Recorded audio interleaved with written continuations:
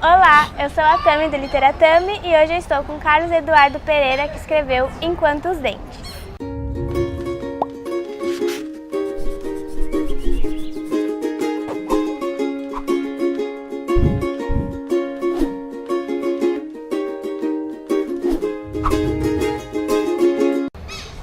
Bom, Carlos, primeiro, obrigada por ter aceitado gravar para o canal.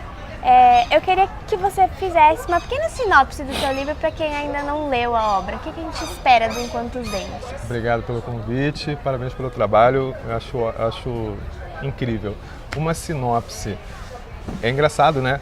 Porque é um livro que não acontece nada. Ele é um cara que sai de um ponto da cidade e vai até outro ponto da cidade porque ele precisa ir, que ele, enfim, passou por uma série de dificuldades, ele está retornando para a casa dos pais. Isso para ele, esse retorno, é um retorno difícil, ele não queria ter feito. Então eu digo que não acontece nada porque o livro é exatamente o período que ele sai da casa e chega até a casa dos pais, dura algumas horas, né, de um dia. Então não tem grandes ações, a questão é mais psicológica mesmo, a gente vai na cabeça do personagem. Então é isso, ele tenta chegar porque ele é um personagem cadeirante, então está chovendo, a cidade já traz uma série de dificuldades naturais mesmo para quem é cadeirante, circula por aí. Enfim, ele tenta chegar para um local que ele não está afim de ir, mas precisa ir. E enquanto isso ele vai passando por lugares e vendo pessoas e vai lembrando de situações que o levaram até ali. Bom, logo no seu primeiro livro, né, que é a sua estreia aí na literatura, você chega a uma solução que pra mim me parece ser uma das escolhas mais difíceis na hora de escrever algo e que acabou sendo o ponto alto do livro, que é o narrador em terceira pessoa muito ligado ao protagonista, que narra então uma história que se passa no aqui e no agora, que é essa travessia do personagem, embora haja uma forte presença dos flashbacks, né? Dando a sensação de que é o próprio leitor que está narrando aquilo que vê acontecendo. Como que se deu essa escolha? Foi imediata ou você teve que trabalhar bastante o texto, testando várias opções para chegar nesse efeito? A gente sempre trabalha bastante o texto, isso faz parte do escrever, né? Escrever é reescrever o tempo todo, constante. Mas eu não fiz testes, é comum a gente ouvir também, né? Que eu tentei escrever primeiro na primeira pessoa, depois eu mudei para a terceira, não foi o caso. Eu sempre imaginei, como você falou, a minha ideia sempre foi colocar o leitor numa cadeira de rodas.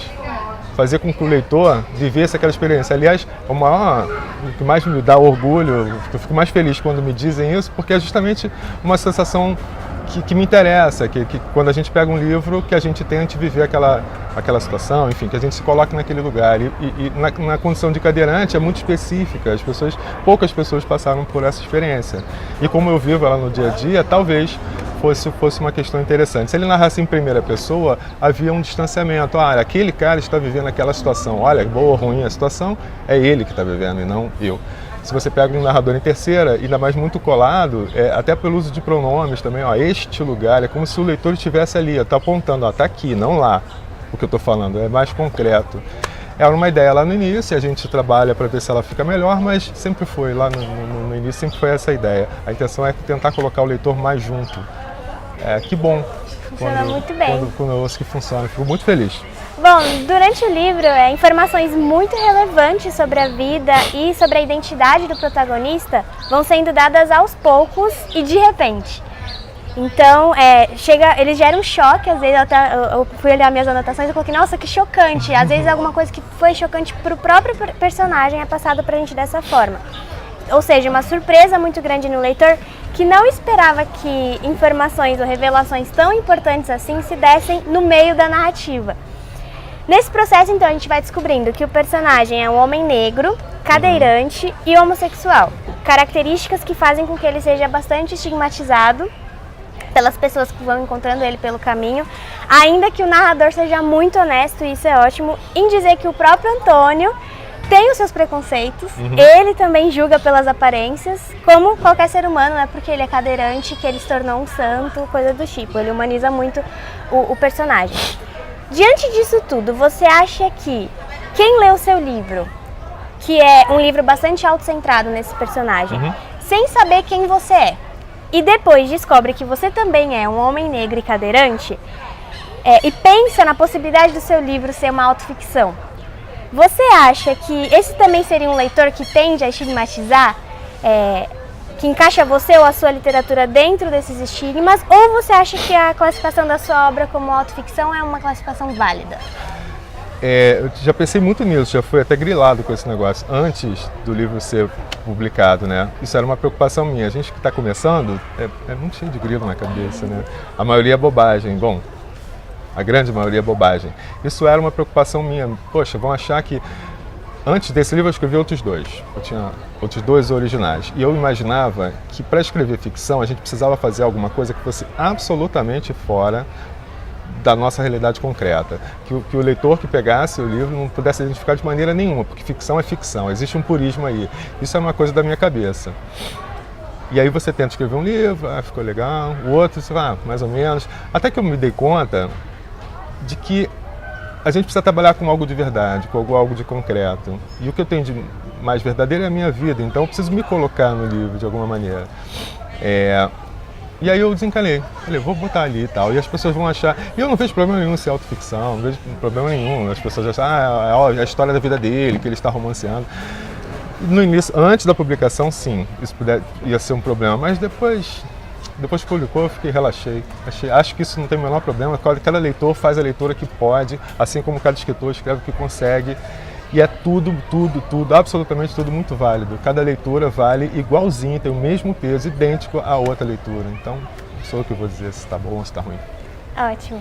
Bom, o Tolstói tem aquela frase famosa, que acho que é o início do Ana Karenina, né? Que todas as famílias felizes se parecem, mas cada família infeliz é infeliz à sua maneira. E aí, no seu livro, tem uma relação muito complicada entre o protagonista e o pai dele. Eu queria saber o que faz o conflito do Antônio com o pai merecer ser narrado. O que há nele que se distingue das outras famílias tristes e o torna interessante enquanto matéria narrativa? O meu objetivo, bom, enfim, a minha ideia, eu quero escrever uma história sobre, e aí você para e pensa, sobre o quê, né? Não é sobre negro, não é sobre ser negro, apesar disso estar lá. Não é sobre ser homossexual, apesar disso estar lá, ou cadeirante, ou assim... Um drama familiar, a ideia não é escrever sobre um conflito familiar ou o problema que ele tenha com o pai. Na minha cabeça, a minha intenção lá no início era, vou escrever uma história de alguém que precisa de um retorno para casa. Isso que eu quero. Preciso fazer um retorno depois de muito tempo e depois das coisas não terem dado tão certo. É isso. E aí, a partir daí, você começa a criar motivos para que ele tenha que retornar para esse lugar e tal. E aí que surge o homossexual, e aí que surge o pai intolerante, e é por conta disso, você, então tá, aí começa a fazer sentido, né? Você vai criando, tá bom, esse cara tem que voltar para casa porque ele não tem mais dinheiro, não tem como se sustentar, e a casa dele é uma casa ruim porque ele não fala com o pai e com a mãe há 20 anos, enfim. Isso foi consequência de uma intenção anterior, que era falar sobre retornos difíceis, essa é a ideia. E tanto é que eu não detalho demais, não fica muito tempo ali no livro, não tem muito tempo, como foi o conflito, como eles pararam de falar, não tem nenhuma cena que fala disso. Ele fala que o narrador avisa, eles não se dão bem, e não se dão bem mesmo, mas para por aí, não tem muito mais detalhe não. Bom, em determinado momento do livro a gente fica sabendo que o personagem era uma criança mordedora. E que depois do acidente que o torna cadeirante, ele tem nos dentes a sua arma mais forte, digamos assim. Uhum. Até na página 58, eu marquei aqui o trecho, que tem uma parte que diz: enquanto os dentes da boca deram conta, ele mordeu, sustentou a vida que havia construído tijolo a tijolo. Só que agora não dá mais. Então eu queria saber sobre a escolha do título, como que ela se deu, assim? Legal.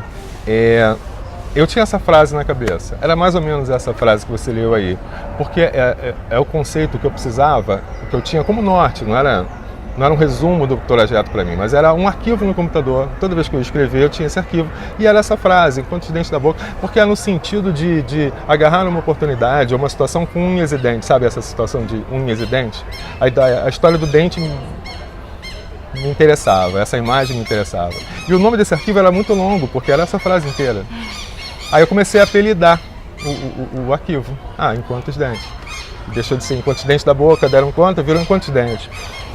E eu achei sonoro, achei bonito, achei interessante e mais além, uma outra interpretação. Ele tem uma viagem, uma trajetória de vida interrompida por uma série de problemas, de questões que ele tem.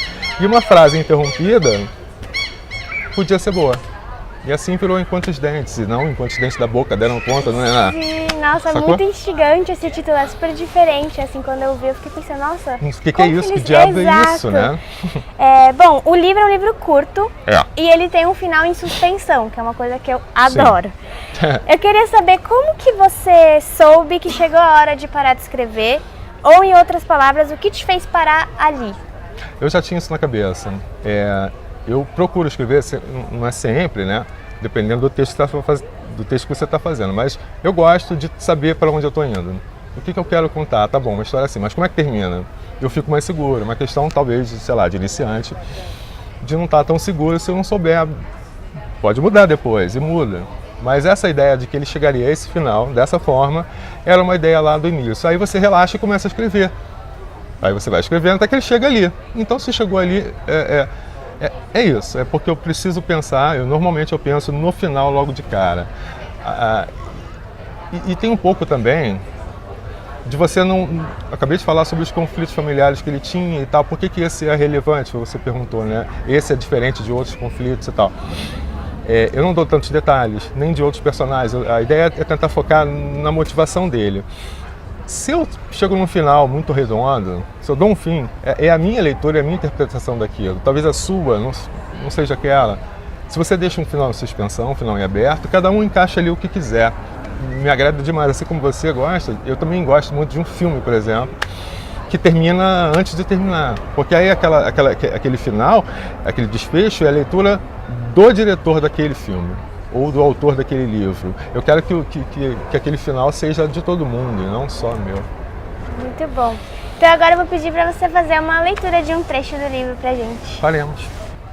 Antônio não fuma há 5 anos. Por 4 anos, 10 meses e 28 dias.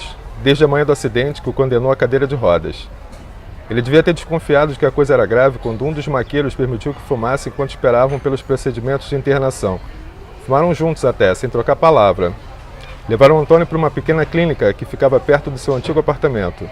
Agora é assim que ele se chama, seu antigo apartamento. Ficou nessa casa de saúde por 47 dias. Não era das melhores da cidade, mas era que seu convênio pagava. Depois teve que melhorar de plano, eles chamam de upgrade, para ter direito a hospitais decentes e outros tratamentos que foi obrigado a fazer. Bom, então é isso, gente. O livro do Carlos, ele é finalista do Prêmio São Paulo de Literatura e foi publicado pela editora Todavia, nessa edição muito bonita. Linda. Linda a capa, tudo, e tem super a ver com a história.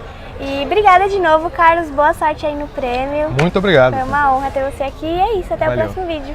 Tchau, tchau.